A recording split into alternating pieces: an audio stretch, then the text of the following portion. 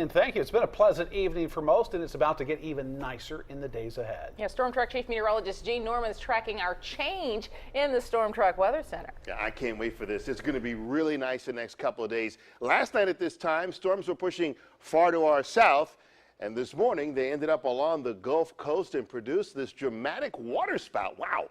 This one near Navarre, Florida, formed quickly, lasted about 15 minutes, and fortunately didn't strike land or produce any damage, while a lot of people saw it and took some pretty interesting pictures there. It kind of looks like a, well, it is actually a tornado over the water. That's what a water spout is, pretty ominous looking. Thankfully, it didn't last very long, but there still have been quite a few storms along the Gulf Coast this afternoon and evening. It's still persisting tonight. You see the lightning bolts have kind of died down, but still quite a few showers down there. Closer to home, we did have a couple of very brief isolated showers. This cell actually came out of Cullman County. You can probably see the cloud as you were out this evening, and then it whisked its way through central sections of St. Clair County before fizzling out just before getting to Pell City. Otherwise, we've had partly cloudy skies, and it's going to get even nicer. The front, sparking those last little bit of shower activity for us, pushes off to the south. High pressure builds in over the next couple of days, keeping us dry, keeping the temperatures mild, and squashing any chance of any more rain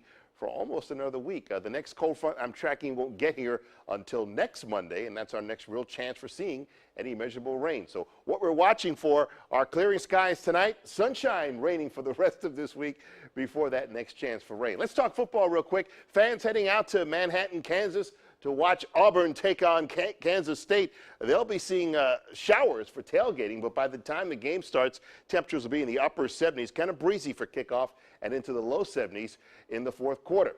Now, swinging over to Bryant Denny for Saturday, you couldn't ask for better weather as Alabama takes on Florida. Don't forget to join us for the T-Town tailgate. Tailgating weather looks good in the low 80s. Kickoff temperature in the mid 80s, and in the fourth quarter looking pretty good. Sunny, warm, but not humid. Let's take a live look outside. We have fair skies here in Homewood, a little bit of a light breeze, but we're waiting for that real dry push of cool air to come in. That'll start happening overnight. 75, a 10-degree drop from the temperature we showed you at 6 o'clock. That hasn't happened in a long time without the help of some rain. That's a clear sign our atmosphere is getting a little bit drier. Also want to quickly talk tropics, only because today is an important anniversary for Alabama. 10 years ago, Hurricane Ivan made landfall near Gulf Shores. It's a Category 3 storm, 120-mile-an-hour winds, also spawned a bunch of tornadoes across the Panhandle and in southern Alabama. And then by the time it moved into central Alabama, it was still a tropical storm, did quite a bit of wind damage, and left some without power for a couple of weeks almost. Let's take a look at weather where you live for tonight. You'll have clear skies. It'll be dry. Temperatures drop to 60 in Cullman, 59 Hamilton, 65 here in Birmingham. And then tomorrow afternoon, warm but not humid. Temperatures in the mid to upper 80s. Plenty of sunshine, wall-to-wall sunshine for the most part. Swinging over to East Alabama, a nice mild night tonight. Few fair weather clouds fizzling out. 62 for Aniana, 68 in Alex City. And highs tomorrow will climb into the mid-80s. Again, plenty of sunshine, a beautiful day.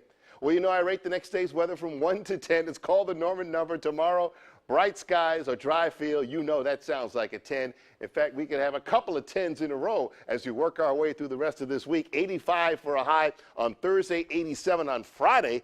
Lots of sunshine. Notice the mornings nice and comfortable in the low 60s. And then the weekend looks good. Maybe a touch warmer before the next front heads our way. That could touch off a shower on Monday, but no real heavy rain and no real chance for strong thunderstorms anytime soon. And with